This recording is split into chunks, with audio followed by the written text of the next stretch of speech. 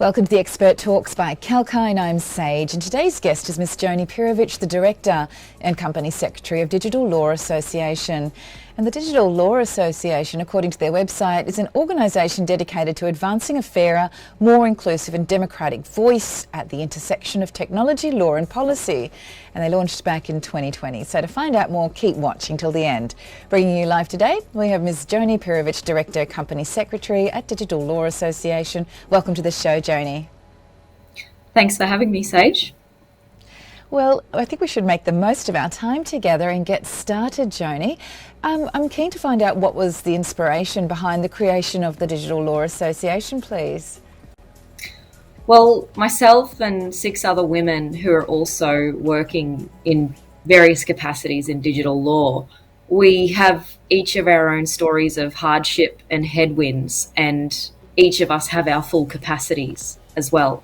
So we just continue to see and be at the very edge and the vanguard of law and find ourselves making ethical decisions where there is the grey and where is the gaps, where the law hasn't kept up necessarily with the pace of technology. So as a peer group, we came together to try and be support for ourselves in the decisions that we needed to make and recommend for our clients. But we also wanted to create a safe place for people to be able to learn, express their voices, and help them tackle the headwinds that they might be facing, either if they're from a First Nations background, person with a disability, a woman, a mother. You think of your attributes, we're there to resonate the voices that are typically underrepresented in these conversations. Thanks for that, Joni. And media law is similar, I suppose, to digital law. It's somehow part and parcel of it.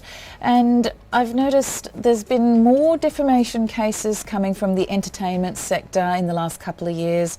There's also been a lot of fake news that's been circulating, which is a major part of digital law, I'd expect. You have an ethics portfolio as part of the Digital Law Association, and especially now with the vaccine mandates and some anti-vaxxers out there, we're finding there's not a lot of information allowed to be broadcasted about the vaccine and anti-vaccine and things like that by the major media organisations.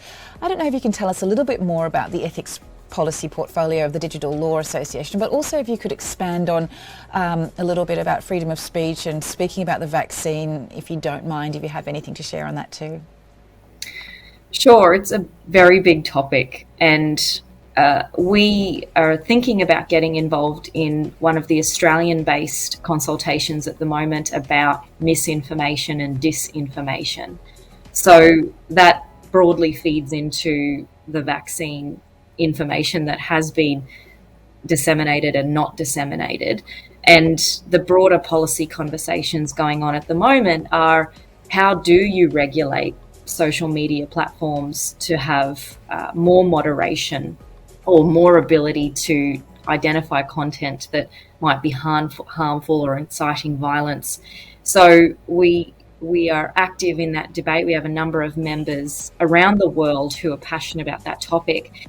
And in particular with the ethics and policy portfolio, one of the things that the leaders of that portfolio are trying to do is a regular discussion group where there will be an article that draws out some ethical and moral issues for discussion, so that in that safe environment, the pre-reading is done as a foundation for each person to come with their discussion points and their views and test them in the peer group or get that support that they need for thoughts that they haven't quite worked through yet, and getting their own sort of ethical tool belt when they're faced with these sorts of questions to deal with in the media or in policy or even in advising clients. So we don't have all the answers, but we're trying to provide some more peer group support in the way that people make these decisions or find themselves in tough circumstances.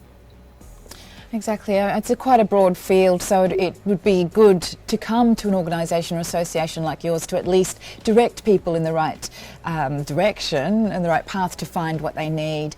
Yes, it sounds like it's a great support infrastructure available for people who need this type of service. So, Joni, does the DLA or the Digital Law Association work together with financial regulators such as ASIC and APRA as well? We don't have a specific mandate to liaise with regulators, but in each of our own client matters, we are advocating for proactive and early engagement with regulators to both educate them on what the technology solution is and what it's capable of and where those gaps in the law are. So the Digital Law Association itself is not a law firm, but again, providing those tools for predominantly lawyers and technologists to go back to their law firms or to their clients and carry that sort of tool belt and ethical thinking around what they're doing. So no direct interaction as yet, but we may consider launching our own decentralized autonomous organisation of the DLA, and as a bit of a global precedent for those thinking about this kind of new structure and the ethical and moral questions it raises about, corporatization and funding and economic well-being and agency in our business structures globally. We are thinking of doing that as a test case and liaising with multiple regulators worldwide to be that first front forward and bear the brunt of the regulatory scrutiny, which other projects haven't done so. They've been delayed for fear of the unnecessary scrutiny or further audits or reviews into their own affairs or their businesses' affairs, which really a lot of businesses don't have the capacity to bear when they're launching a new business. Exactly. I've heard that audits can be quite costly and time consuming as well. Thanks for that, Joni. Interesting that you mentioned that the Digital Law Association might be interested in becoming a DAO. Cryptocurrency is moving into the mainstream and cryptocurrency payments are a hot topic at the moment. Where does the DLA stand on the emergence of crypto into the mainstream? Well, it's probably not a simply articulated position, but we do think that governments and central banks should be working now on the application of central bank digital currencies as we move from the money that we know now, which is our fiat currencies, typically paper money, but it feels digital, to things that are more natively digital and that can actually enable digital-first governments and more efficient tax administration and collection and then spending of the tax collected. So we think that a CBDC is probably a centerpiece of digital first governments, but it will take a while to get there. Stable coins and privately issued stable coins by the likes of our big banks or other big consortia with experience in the financial services industry, they will probably fill the gap for the next 3 to 5 years before we get CBDCs issued. And in the meantime, there's the 10,000 plus digital assets already on the market, for which we have put a taxonomy of characterizations, governance tokens, tokenized securities, privacy coins. You can look at all of that sort of information in the submissions that we've made and which are all available on the track record section of our website. And it's not just a simple topic, but for each type of token that we're seeing at the moment, they're kind of finding themselves and finding their purpose. And if central banks around the world cannot organize themselves to have an efficient payment system, one of the big assumptions in the community or things that people are watching out for is whether the likes of the Bitcoin blockchain and the Ethereum blockchain or other later launched blockchains like Solana or Polkadot will be that new global financial settlement layer that everybody trusts. So we are still finding ourselves, it's difficult to have an articulate view, but we're sort of mapping the trajectory and watching all of the trends and at least token mapping what each of them are doing at the moment to equip people to characterize them to the best of their ability, really for the purpose of protecting consumers and investors so that they know what they are buying if they do choose to purchase digital assets and use them. Sounds great, Joni, and it's amazing to see that the Commonwealth Bank is now allowing customers on their pilot platform to buy, hold and sell a handful of cryptos as well. So it's great to hear the Digital Law Association is there to offer information and resources for people who are interested to find out more too. So we're reaching the end of the discussion now, Joni. Thanks for your time today and your insights.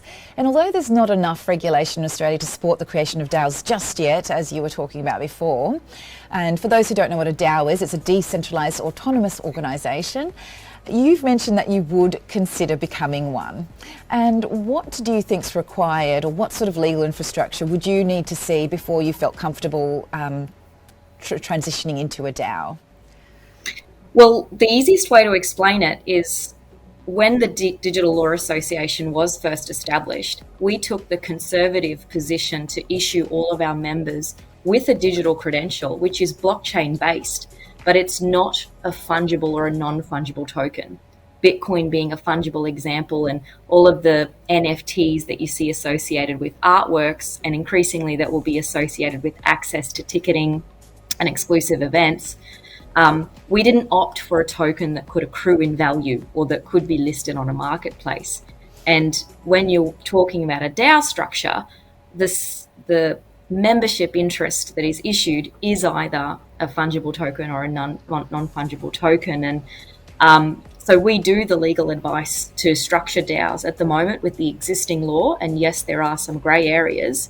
So it's not that the law necessarily prevents a DAO from coming into existence. It's just that there's a fluidity of characterization and a lack of clarity on whether a DAO is a partnership or an unincorporated association of persons or a co-op. And that can also change depending on the jurisdiction. And because these things are global by nature, you could probably have a multi-characterization of it depending on what country is looking at the particular structure at any one time. So we're advocating for consistent legal recognition of a DAO, not necessarily a new company type, but a recognition that this is a new structure finding itself, and that we still need a period of years to understand the decentralized models of governance before it can truly have a more prescriptive framework under the law. It needs time to breathe and live and find itself. And in that period, which we've argued for a safe harbour, there's just minimum flaws to be implemented to protect consumers and investors, but not to stifle innovation. Sounds great. Joni, thank you so much for sharing your valuable insights with us today. It really did help for us to achieve a little bit more clarity on what you do and the space that you work within. Thanks for being available for Expert Talks. Thank you, Sage. All the best. And if you've just joined us, we had a very interesting discussion with Ms. Joni Pirovich, the Director and Company Secretary of the Digital Law Association. Full interview will be available at YouTube via Kalkine Media, so please check it out. And keep watching Kalkine for more of the Expert Talks and live market updates. And as we say, stay apprised and invest wise with Kalkine.